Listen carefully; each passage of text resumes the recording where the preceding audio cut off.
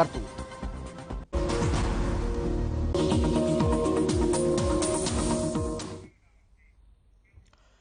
नमस्कार, आप देख रहे हैं हर खबर हरियाणा और आपके साथ मैं हूं अमित शर्मा। पंजाब के फिरोजपुर में प्रधानमंत्री नरेंद्र मोदी की सुरक्षा में चूक हुई, जिस पर जमकर बयानबाजी हो रही है। कांग्रेस और पंजाब सरकार पर बीजेपी इस पूरे मामले को लेकर हमलावर है। ये रिपोर्ट देखिए और इस मामले को लेकर हो रही बयानबाजी के मायने भी समझिए।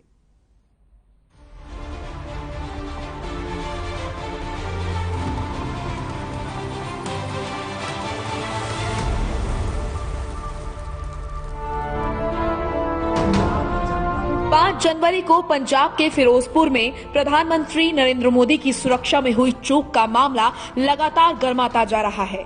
बीजेपी इस पूरे मामले को लेकर कांग्रेस पार्टी और पंजाब सरकार पर हमलावर है। पूरे देश में बीजेपी नेताओं और कार्यकर्ताओं की ओर से प्रधानमंत्री की दीर्घायु के लिए हवन पूजन हो रहा है।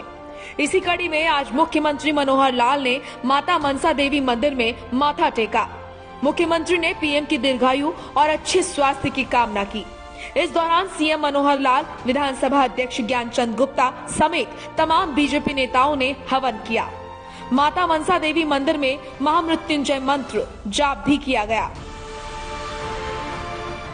मुख्यमंत्री मनोहर लाल ने कहा कि दुनिया के सबसे बड़े लोकतंत्र के प्रधानमंत्री के साथ पंजाब में जो हुआ वो निंदनीय है। किसी भी सूरत में इसे स्वीकार नहीं किया जा सकता। हमारे वर्तमान प्रधानमंत्री नरेंद्र मोदी जी, उनके साथ जब ऐसी घटना, शर्मनाक घटना होती है तो ये किसी भी रूप से स्वीकार नहीं की जा सकती। इतना ही नहीं, मुख्यमंत्री मनोहर लाल ने पंजाब की वर्तमान सरकार को बर्खास्त करने की मांग की। सीएम ने कहा कि राष्ट्रपति शासन लगाने के बाद ही पंजाब में विधानसभा चुनाव संपन्न कराए जाएं। शासकीय दृष्टि से देश के प्रधानमंत्री का पद हमारा लोकतांत्रिक जो देश है इसमें एक सबसे बड़ा पद होता है और जब भी कभी उनके कोई कार्यक्रम बनते हैं तो उनकी रक्षा सुरक्षा, उनके रास्तों को एक प्रकार से सुनिश्चित करना कि उनका जो आवागमन का रास्ता है, यातायात व्यवस्था है, ये प्रदेश सरकार की महती एक जिम्मेवारी होती है और इस जिम्मेवारी का निर्वहन यदि वो ठीक से करते तो ये स्थिति उत्पन्न नहीं होती। और मैंने तो यहाँ तक कहा है कि राष्ट्रपति को संज्ञान लेना चाहिए और राष्ट्रपति महामहिम को हम भी ज्ञापन सौंपेंगे और निश्चित रूप से इनकी सरकार को बर्खास्त करेंगे। वहीं पहले दिन से ही कांग्रेस इसे सुरक्षा में चूक मानने से इनकार कर रही है। आज कांग्रेस नेता नवजोत सिंह सिद्धू ने प्रेस कॉन्फ्रेंस कर बीजेपी के आरोपों का जवाब दिया और पीएम के पंजाब में जान का खतरा बताने को राज्य का अपमान बता डाला। सिद्धू ने कहा कि रैली में भीड़ कम थी, इसीलिए ड्रामा रचा गया। प्रधानमंत्री जी, आप भारतीय जनता पार्टी के नहीं है।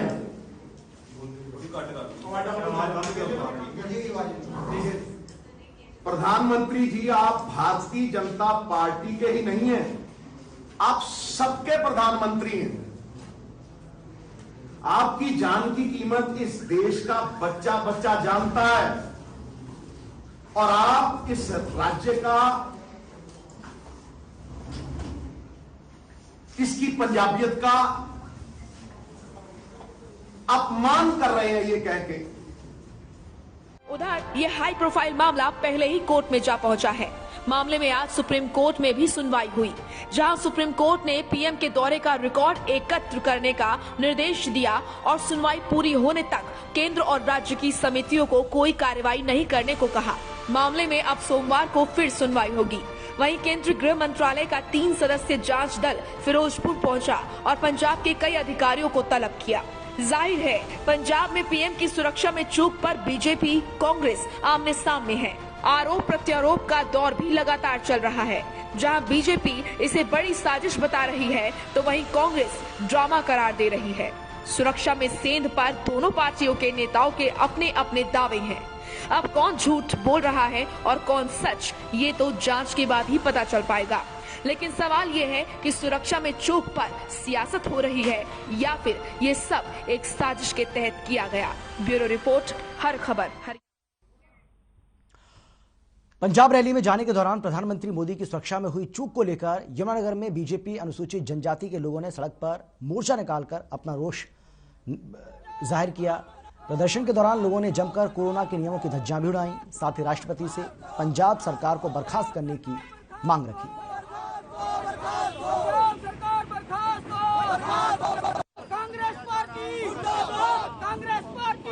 पंजाब में जो कांग्रेस पार्टी की सरकार है उसने हमारे देश के जो प्रधान सेवक हैं श्री नरेंद्र मोदी जी की जो सुरक्षा में चूक करी है, जानबूझकर उसमें एक व्यक्ति को गाड़ी लेके जो बीच में डाला है, यह प्रधानमंत्री जी की जान को खतरा था।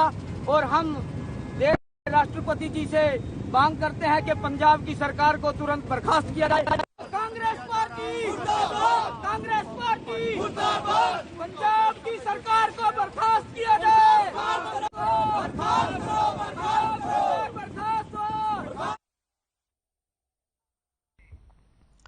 भिवानी के डाडम गांव में पहाड़ दरकने से हुए हादसे पर कांग्रेस विधायक करण चौधरी ने सरकार से पूरे मामले की निष्पक्ष जांच और मृतकों के परिजनों को 25-25 लाख रुपए मुआवजा देने की मांग की है।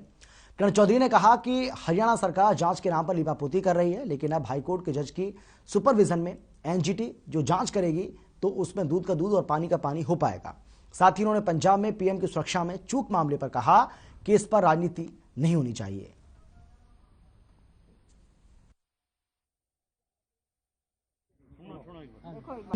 मजदूर भाइयों की जाने गई हैं, मैं उनके प्रति अपनी पूरी की पूरी जो है संवेदना प्रकट करती हूँ। और साथ के साथ ये जो है उनके परिवारों में जो गया है, भगवान उनकी आत्माओं को शांति रखे और परिवारों को शक्ति दे आगे बढ़ने के।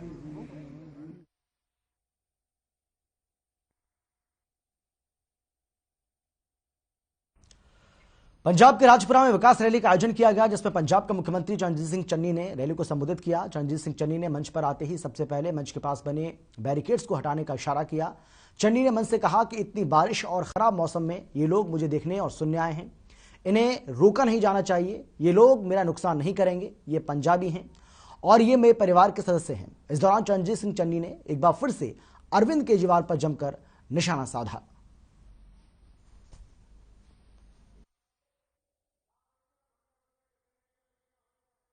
मैं आपको बता दूं कि इस समय हम राजपुरा में हैं, जहां मुख्यमंत्री द्वारा रैली की गई। पंजाब के मुख्यमंत्री चरणजीत सिंह चन्नी यहां पहुंचे हैं और विकास रैली का नाम दिया गया। राजपुरा से विधायक हरदयाल सिंह कंबोज यहां पर मौजूद है। पीछे मंच पर चरणजीत सिंह चन्नी पहुंच चुके हैं, लेकिन गौर करने वाली बात है, जैसे ही चरणजीत सिंह चन्नी रैली में प्रवेश करते हैं और जैसे ही मंच पर आते हैं, सबसे पहले वो इशारा करते हैं कि जो फ्रंट पे बैरिकेडिंग लगी है उसे हटा दिया जाए।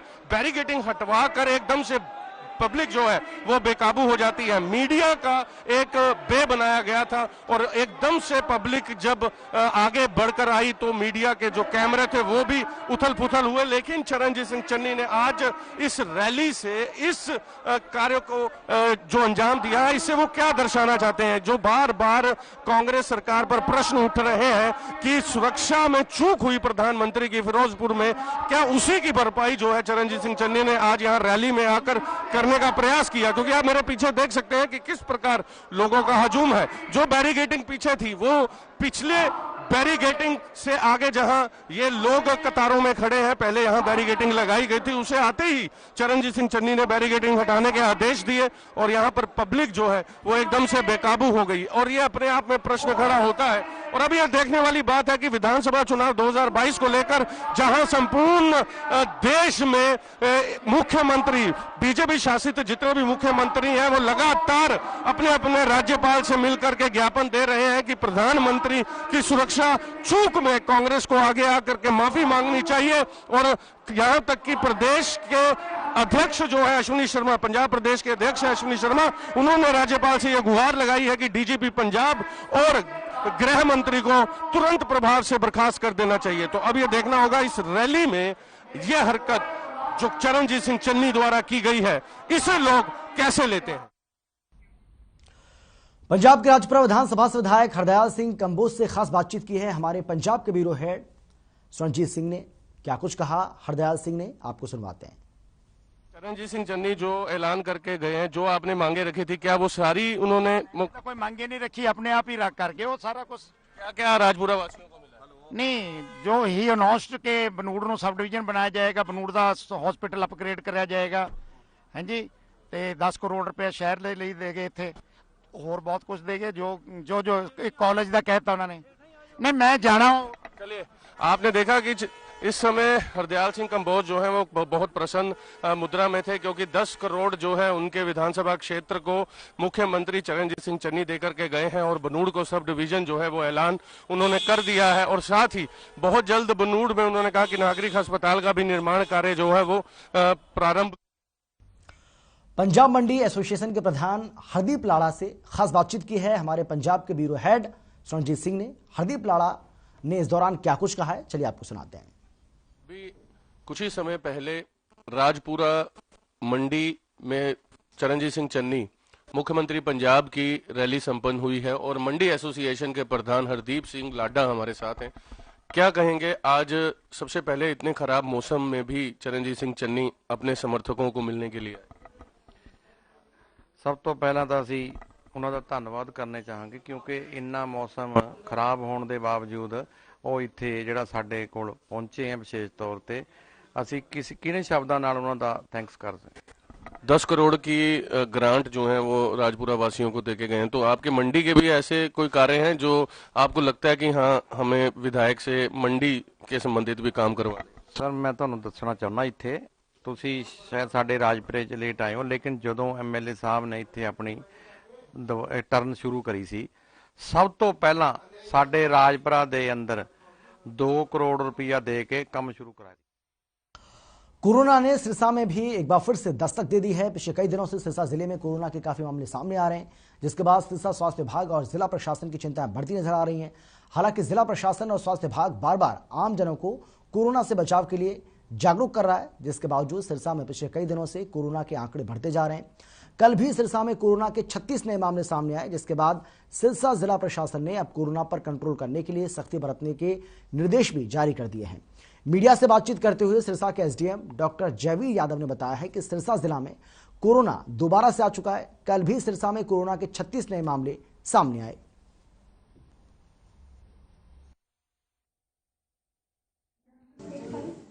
दिन प्रतिदिन जो कोरोना के केसेस हैं इनमें बढ़ोतरी हो रही है।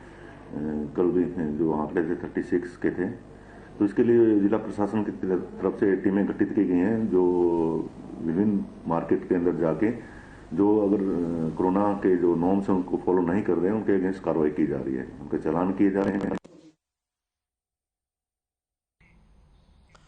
हिसार में कोरोना के मामले दिन प्रतिदिन बढ़ते जा रहे हैं। वहीं कोरोना के 38 नए मामले सामने आए। दूसरी ओर रिकवरी रेट घटकर 97% तक जा पहुंचा।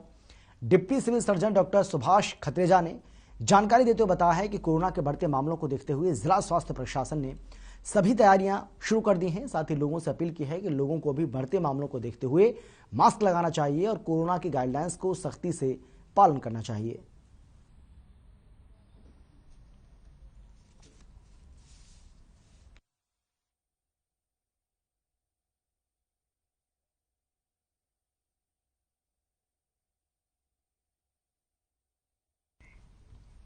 और खबर झज्जर से है, झज्जर के बहादुरगढ़ से, जहां उपायुक्त श्यामलाल पुनिया के मेन बाजार, रेलवे रोड, रोहतक रोड, सब्जी मंडी के साथ साथ अनाज मंडी का दौरा किया। उपायुक्त ने कहा कि कोरोना की रोकथाम के लिए वैक्सीनेशन के 2 डोज अनिवार्य हैं और इसका सभी को ध्यान रखना होगा।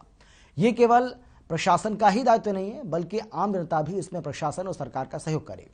ये सुनिश्चित करें कि वैक्सीनेशन की 2 डोज उन्होंने लगवाई हों।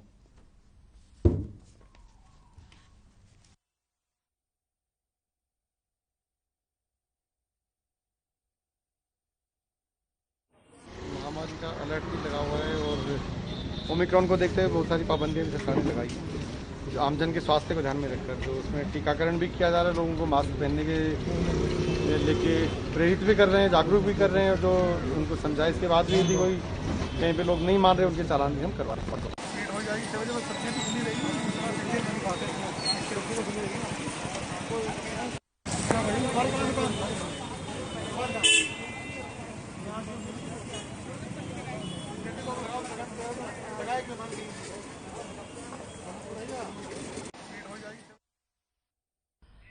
एक ब्रेक के लिए हम रुक रहे हैं, फौरन लौट रहे हैं कुछ और खबरों के साथ। आप देखते रहिए हर खबर हरियाणा।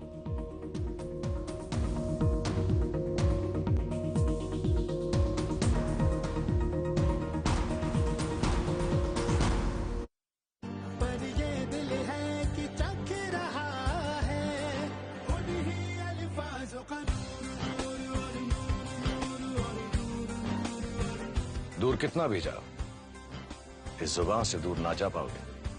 विमल, बोलो जुबान केसरी। अरे तो क्या हो गया, अगर राह चलते लड़की छेड़ देते थे? अंधेरा होने पर लड़की निकलेगी तो छेड़ी तो जाएगी। एक जमाना था कि माँ बाप शाम होते ही अपनी बेटी के बाहर निकलने पर पाबंदी लगाने को मजबूर थे। पर इन्हें तो दमदार काम करना है। सारे प्रदेश की लड़कियों में इन्हें अपनी बहन बेटी नजर आती है। एक लड़की क्या छेड़ दी, इनके कलेजे पे सांप लौट गए। बैठो बेटा जीप में, थाने में चलकर नागिन डांस करवाते। मैडम गलती हो गई मैडम। मैम, 2017 के पहले राह चलती लड़कियों को छेड़ना जो अपना हक समझते थे, 2017 के बाद उन पर काबू पाने से बहन बेटियों की सुरक्षा में जो फर्क आया है वो फर्क साफ है। फर्क साफ है। मेरे जैसा कोई दूसरा चुलबुलापन जिसकी हर बात में घुल जाए, जिंदगी में रंग भर दे। मेरी जैसी मेरी अपनी पताका। पताका चाय, गजब का स्वाद।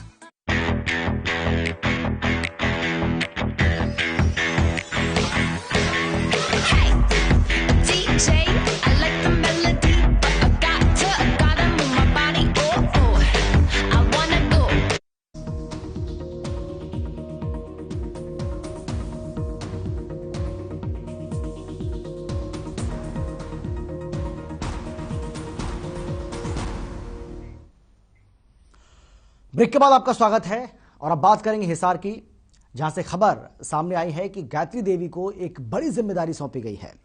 बीजेपी युवा मोर्चा की प्रदेश उपाध्यक्ष गायत्री देवी को फतेहाबाद जिले का प्रभारी बनाया गया है, जिसके बाद युवाओं ने उनके निवास स्थान पर पहुंचकर उन्हें फूल मालाएं और गुलदस्ते देकर उनको बधाई दी। वहीं गायत्री देवी बीजेपी की निष्ठावान कार्यकर्ता हैं और उन्होंने पार्टी संगठन में रहकर अनेक पदों पर काम किया है।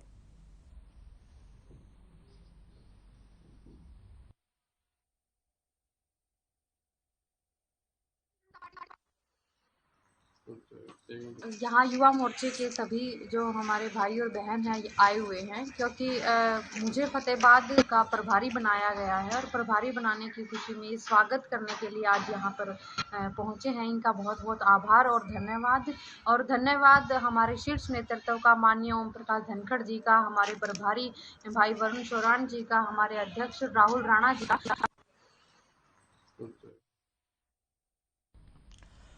झज्जर में वैक्सीनेशन के प्रति युवाओं को जागरूक करने के लिए स्कूलों में वैक्सीनेशन कैंप लगाए जा रहे हैं और प्रशासन युवाओं और किशोरों को वैक्सीनेशन और कोविड नियमों का पालन करने के लिए जागरूक कर रहा है। शहर के एक निजी स्कूल में उपायुक्त ने पहुंचकर वैक्सीनेशन कैंप का शुभारंभ किया और युवाओं से अपील करते हुए कहा है कि सभी को वैक्सीन की दोनों डोज लेना अनिवार्य है ताकि इस महामारी को रोका जा सके। साथ ही उन्होंने युवाओं को सार्वजनिक स्थानों पर जाने के दौरान मास्क अनिवार्य रूप से लगाने और 2 गज की दूरी बनाए रखने के लिए काम करने के लिए भी जागरूक किया।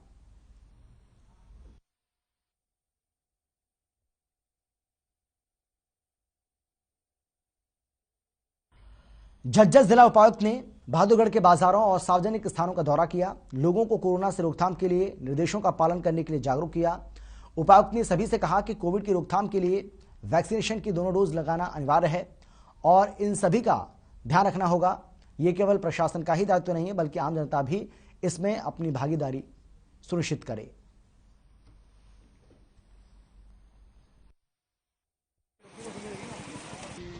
महामारी का अलर्ट भी लगा हुआ है और ओमिक्रॉन को देखते हुए बहुत सारी पाबंदियां भी सरकार ने लगाई है, आमजन के स्वास्थ्य को ध्यान में रखकर। जो उसमें टीकाकरण भी किया जा रहा है, लोगों को मास्क पहनने के लेके प्रेरित भी कर रहे हैं, जागरूक भी कर रहे हैं। जो उनको समझाए इसके बाद भी यदि कोई कहीं पे लोग नहीं मान रहे, उनके चालान भी हम करवा रहे हैं।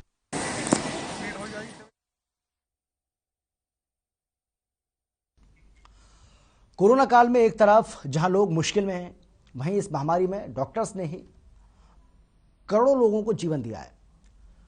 डॉक्टरों के इस जज्बे को देखकर अगर आप भी अपने बच्चों को एमबीबीएस बनाना चाहते हैं तो हिंदुस्तान से लगभग आधी लागत में अपने पड़ोसी देश नेपाल के कई प्रतिष्ठित कॉलेज से डॉक्टर बनाकर उनका भविष्य संवार सकते हैं, जिसके लिए WRC एजुकेशन सर्विसेज पूर्ण रूप से एक समर्पित और जाना माना नाम है। और इसी को लेकर दिल्ली के चाणक्यपुरी स्थित निजी होटल में WRC एजुकेशन सर्विसेज ने एक कार्यक्रम का आयोजन किया। इस कार्यक्रम के आयोजक संजय कौशिक ने मुख्य अतिथि के रूप में उपस्थित college of medical science Nepal से डॉक्टर नटराज प्रसाद को सम्मानित किया। साथ ही इस कार्यक्रम में दीपेंद्र चौबे, संतोष भगत, डॉक्टर रंजन, कविता, रचना और आकांक्षा आदि ने भी शिरकत की। इस कार्यक्रम का मकसद बेहद कम खर्च में मेडिकल के छात्र छात्राओं को नेपाल से विश्व स्तरीय एमबीबीएस करने का अवसर प्रदान करना है।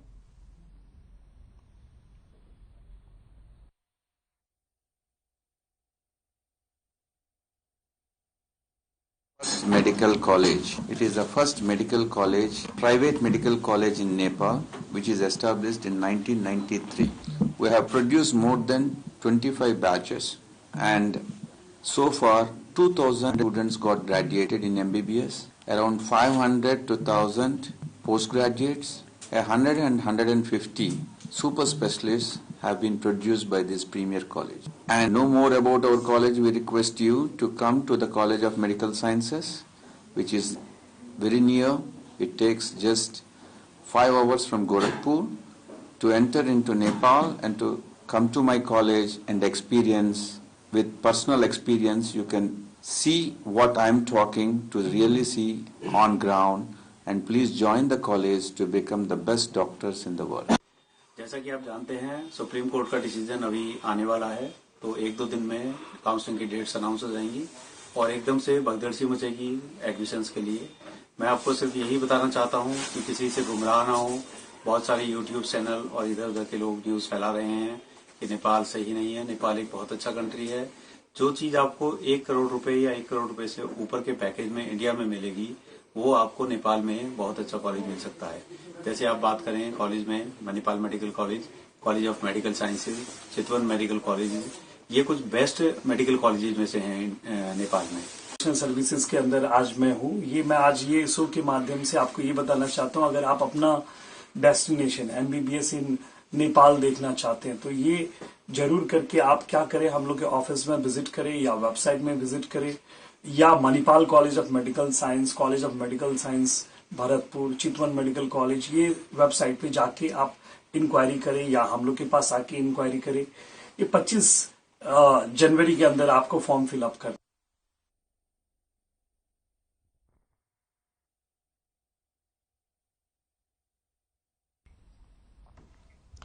गुरुग्राम के सोहना के उप मंडल स्तरीय नागरिक अस्पताल से बिजली निगम की विजिलेंस टीम ने छापेमारी की। इस दौरान 80 किलोवाट बिजली चोरी पर अस्पताल प्रबंधन पर बिजली चोरी में 40 लाख रुपए का जुर्माना लगाया गया। विजिलेंस टीम की अगुवाई कर रहे अधिकारी पवन ग्रोवर की माने तो उन्हें इस बात की भनक लगी थी कि सोहना शहर के उपमंडल स्तरीय नागरिक अस्पताल में लगे बिजली मीटर को बाईपास करके एक बड़े पैमाने पर बिजली चोरी की जा रही है। उन्होंने औचक छापेमारी की तो सूचना को सही पाया, यानी कि अगर जिस तरीके से उन्होंने औचक निरीक्षण यहाँ कर किया, अचानक से जाकर छापेमारी कर डाली, उसके बाद जो सूचना उनको मिली थी वो बिल्कुल सही पाई गई।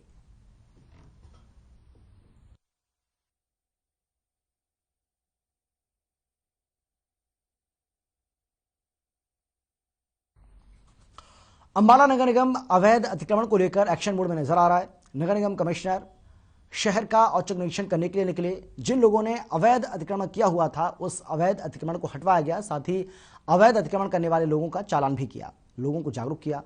इसके लिए नगर निगम के सभी उच्चाधिकारी भी इस मुहिम में नगर निगम कमिश्नर के साथ लगे हुए हैं।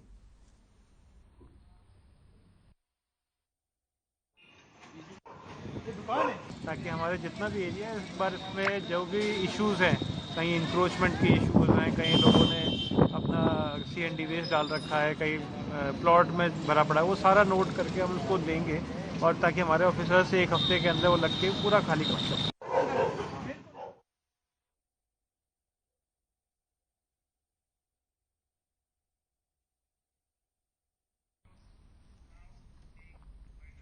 और फिलहाल इस बुलेटिन में इतना ही। एक छोटे से ब्रेक के बाद फौरन लौटेंगे। आप देखते रहिए हर खबर हरियाणा।